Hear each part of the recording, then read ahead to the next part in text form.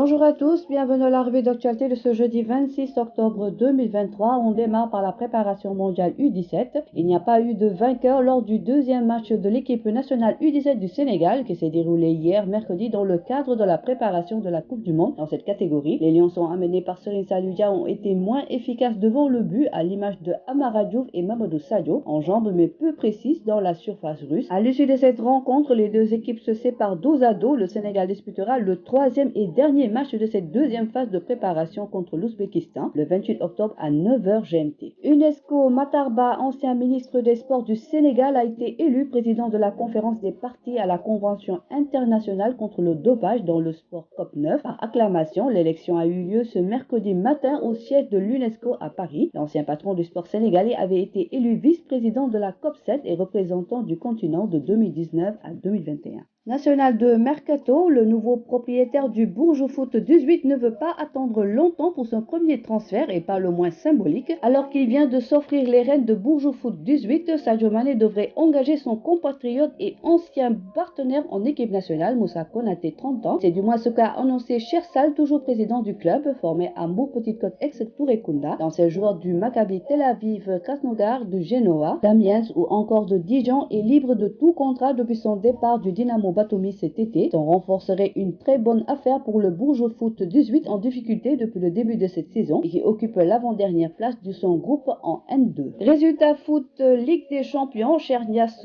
passeur. Pour quelques moments, les Young Boys de Berne ont cru pouvoir décrocher au moins un nul, mais ils s'inclinent finalement face à Manchester City pour la troisième journée de Ligue des Champions ce mercredi soir 3-1. Chernias a été passeur décisif sur l'unique but bernois. Toujours pas de victoire pour l'Étoile Rouge en C1 en déplacement en Allemagne ce mercredi soir pour la troisième journée de Ligue des Champions. Cherevia et ses partenaires se sont inclinés face au Leipzig 3-1. Voilà, c'est tout pour aujourd'hui. L'actualité sportive continue sur nos plateformes digitales.